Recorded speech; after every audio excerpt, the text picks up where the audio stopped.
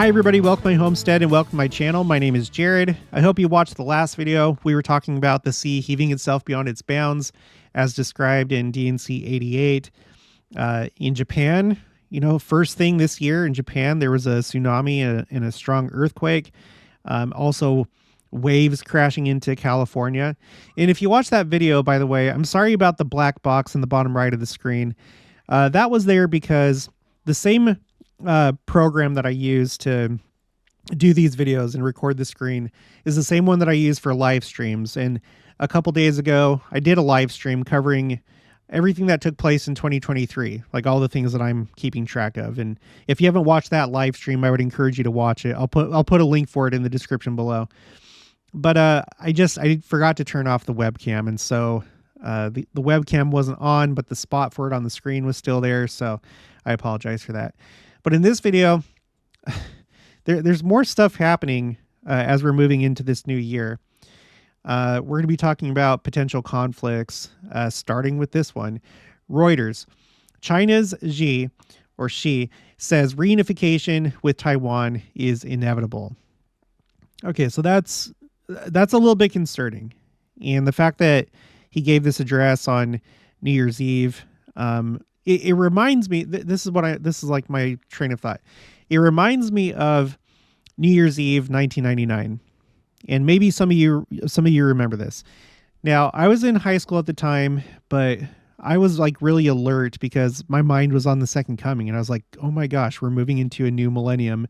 And there could be big things that happen. Maybe even on New Year's Day or just sometime in 2000. And big things did happen. In 2001, that's when 9/11 happened, and that's still affecting us today. Technically, the global war on terror is still on, and that reshaped the world forever. But no, as I was watching like celebrations across the world, New Year's Eve 1999, I was watching the news, and there was a breaking story about this. Okay, this is the History Channel. Putin becomes acting president of Russia following Yeltsin's resignation. On New Year's Eve, 1999, Boris Yeltsin, the first president of the Russian Federation, which, of course, before that, it was the Soviet Union, resigns after 8 years in office. The presidency passes to Prime Minister Vladimir Putin, a former intelligence officer who will quickly become the central figure in Russian politics and play a major role in global affairs in the new century. And boy, has he, especially over the last couple of years. In February, we will reach the 2-year anniversary of the war in Ukraine. Don't know how it's going to go. Don't know how it's going to end. No idea, but I feel like it's big and it's important. I felt that way when it started. I never expected it to happen, but it did. And we're still dealing with that right now. So, Putin, ever since New Year's Eve, 1999, he's been in control. And I realized that for a time, you had I think his name was Dmitry Medvedev. That was the prime minister. And then under him was Putin as president, because president is lower than prime minister in Russia. But really, Putin was in control. So he's been in control this entire time. I think it's significant that he came to power New Year's Eve, 1999, and that's how the millennium began. So in that context, I think about this. So December 31st, Beijing. China's quote-unquote reunification with Taiwan is inevitable, President Xi Jinping said in his New Year's address on Sunday, striking a stronger tone than he did last year, with less than 2 weeks to go before the Chinese-claimed island elects a new leader. The January 13th presidential and parliamentary elections are happening at a time of fraught relations between Beijing and Taipei. China has been ramping up military pressure to assert its sovereignty claims over democratically governed Taiwan. China considers Taiwan to be its quote-unquote sacred territory and has never renounced the use of force to bring it under Chinese control. Though Xi made no mention of military threats in his speech, carried on state television.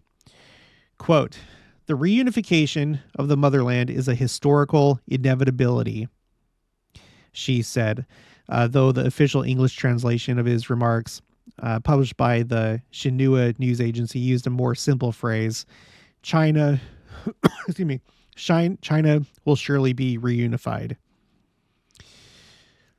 So I don't know about you.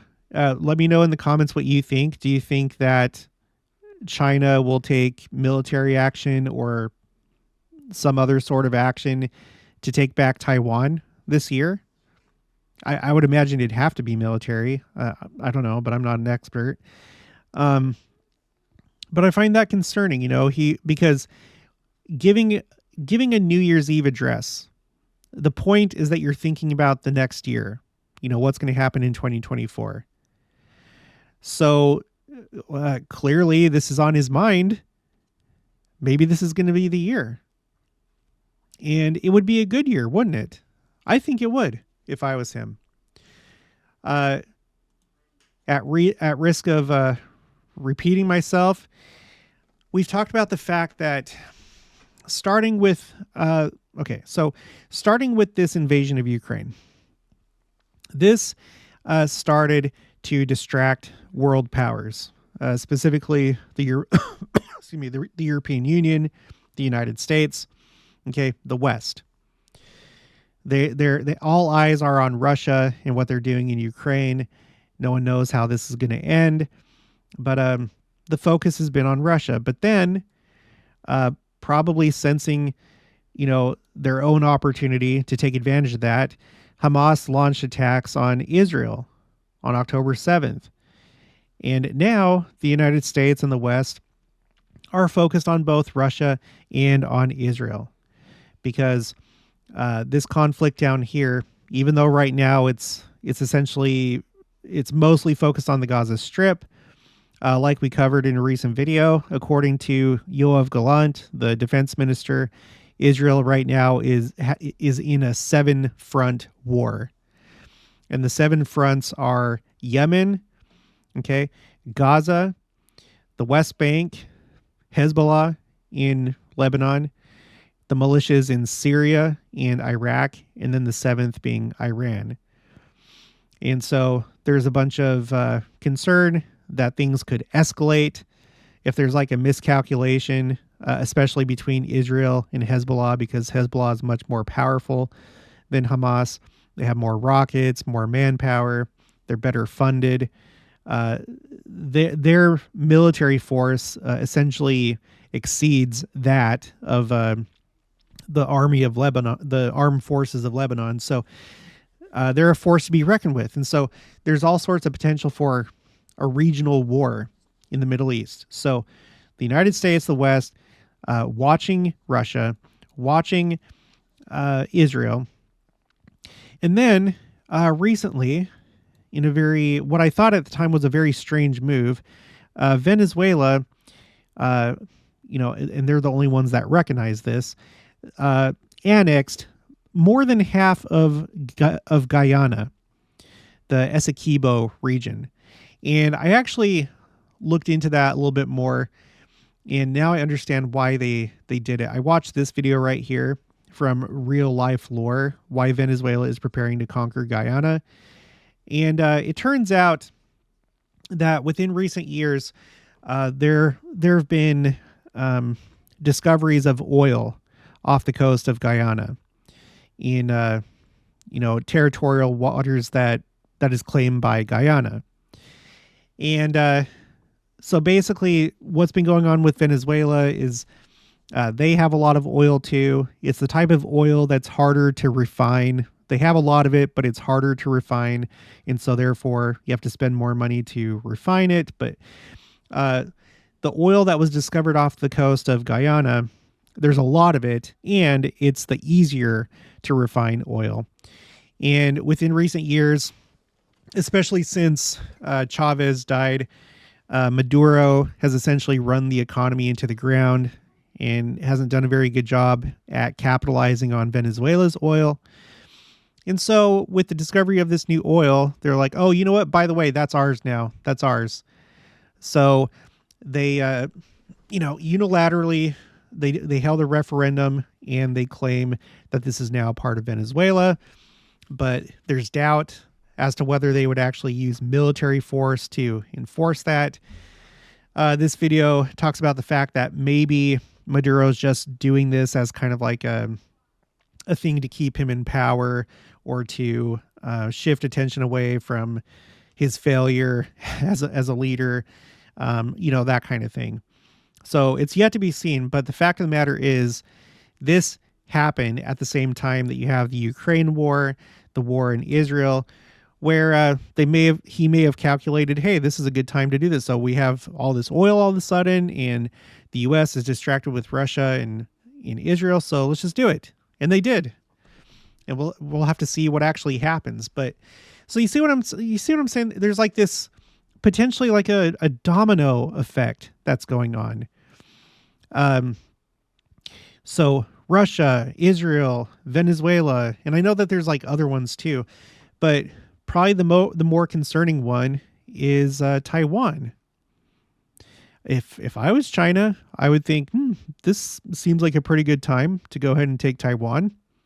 They can't stop us all. So let's go back to this article. Let's read a little bit more. Quote, compatriots on both sides of the Taiwan Strait should be bound by a common sense of purpose and share in the glory of the rejuvenation of the Chinese nation. He added. The official English translation wrote, all Chinese rather than compatriots. Last year, Xi said only that people on either side of the strait are, quote, members of one and the same family, and that he hoped people on both sides will work together to jointly foster lasting prosperity of the Chinese nation. Okay, so this is something that we're going to have to watch closely as the year goes on. Meanwhile, in Yemen, this is news over the last couple days.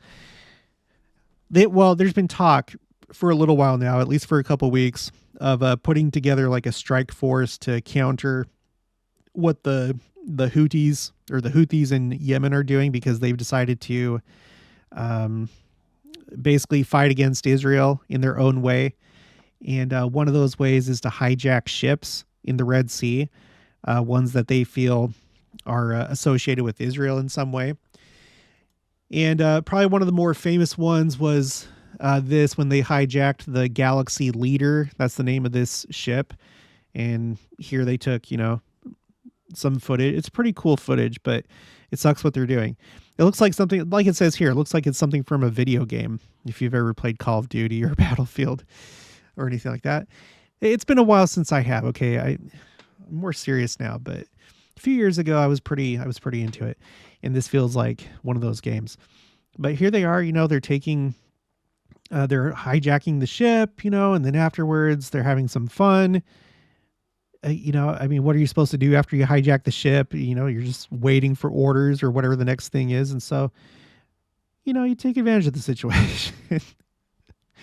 You do some dancing, some like victory dances on the deck. This is the kind of thing that these punks do.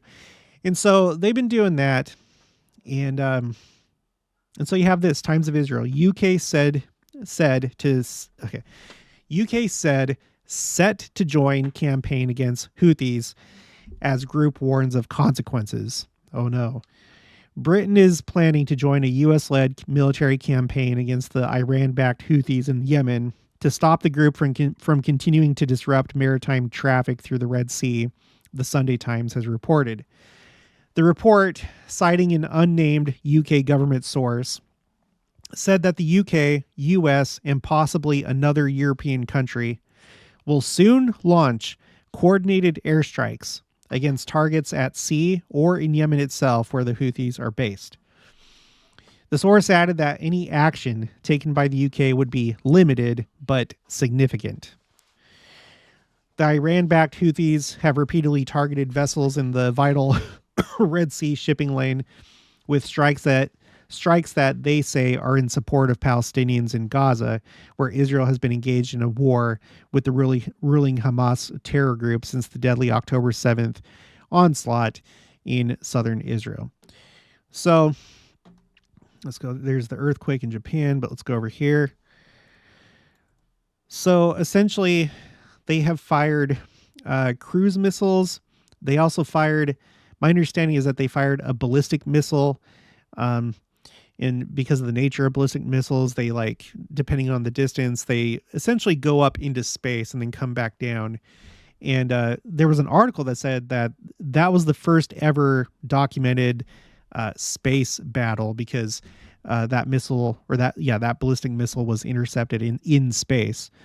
But anyway, they fired cruise missiles, ballistic missiles at southern Israel. Southern Israel has a port right here called Eilat, right here.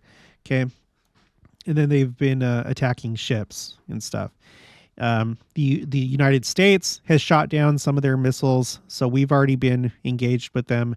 But now, I guess enough is enough. And so the United States, the UK, and then this other European nation is going to, it sounds like they're going to start proactively attacking the Houthis and their capabilities. The Houthis, let me turn on borders and labels.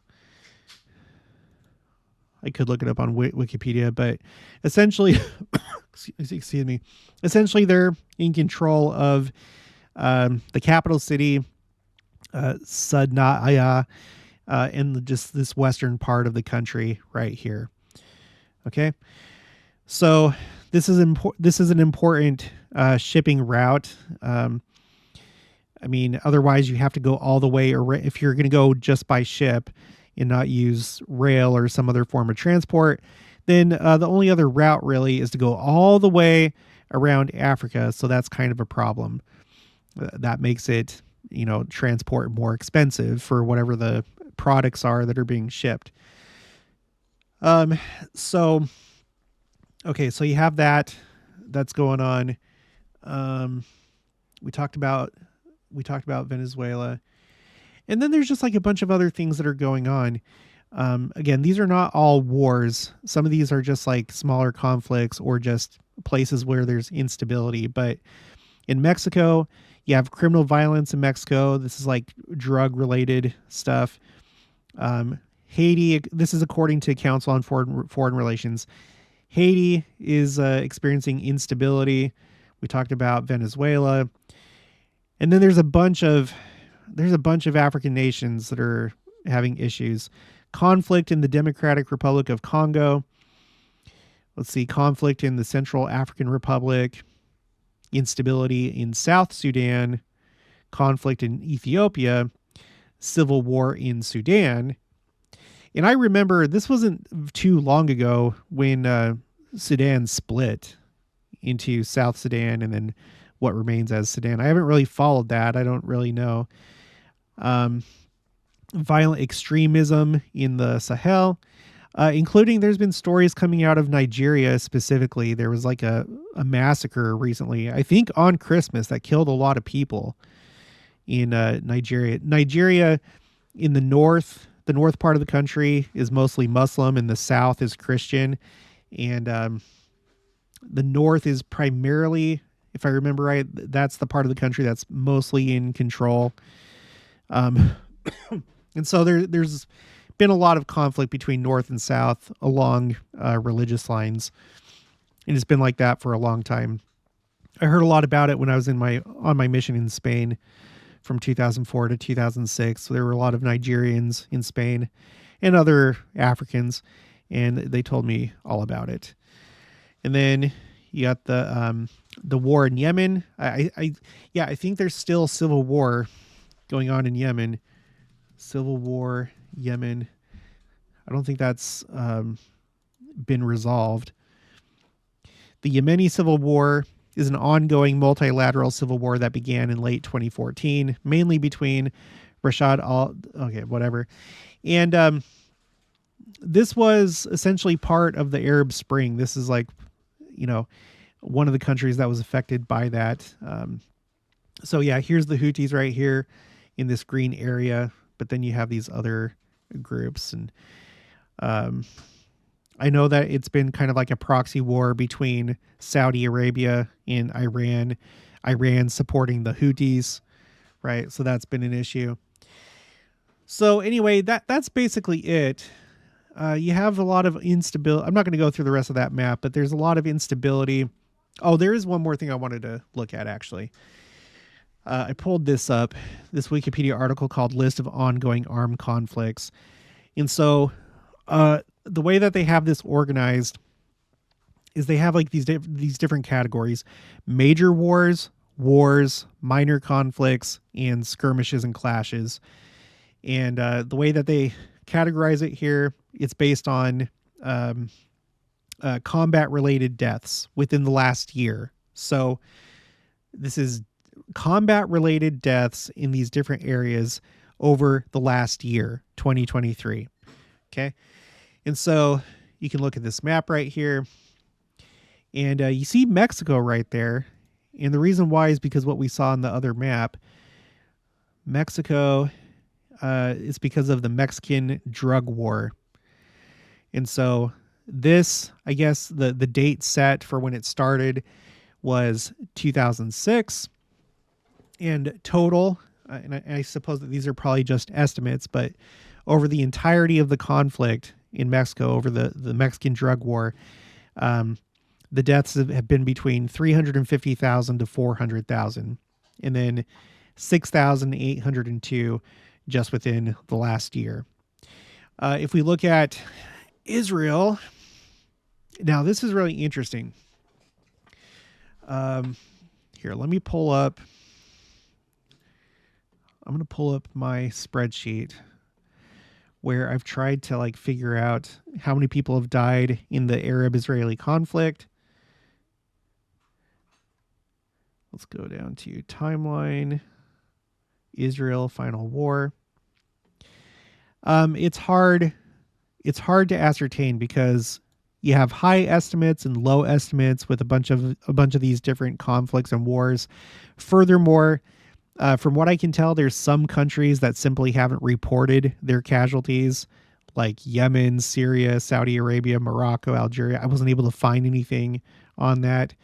So my estimates, based on everything I was able to find, is that on the Israeli side, total between terrorism, civilian deaths, and military deaths in war, Israel has lost almost 20,000 people since it became a nation in 1948. And then on the Arab side, it's somewhere between about 75,000 to 140,000. So it's hard to tell, but it's a lot. There's a lot of people that have died. On this Wikipedia article, according to them, the total military deaths or combat-related deaths is somewhere between 50 and 58,000. Compare that to this year. This column right here is just this year, and the estimate is 24 to 31,000. So that is significant. Now, I know that the 20,000 number comes from what Gaza officials are reporting for like total deaths, but they don't differentiate between military and civilians. So that's just like their total, but it's a lot. 24 to 31,000. Compare that to some of these other conflicts. Myanmar was 14. Africa, just I guess all of Africa, all these different conflicts, 13. Mexican drug war, 6.8. Ethiopian civil conflict, 3.5. War in Sudan, 12.7. So the only conflict that has had more deaths in this column right here for 2023 is the Ukraine war. And it looks like it ranges between 29,000 and 95,000. I know there's been issues with like reporting deaths with that for like morale purposes on Russia's side. So anyway, what's happening in Israel right now, it's very significant, especially when you compare this to like the total number since 1948. It's absolutely huge. It's a large percentage. It's very large. So we're going to have to see what happens this year.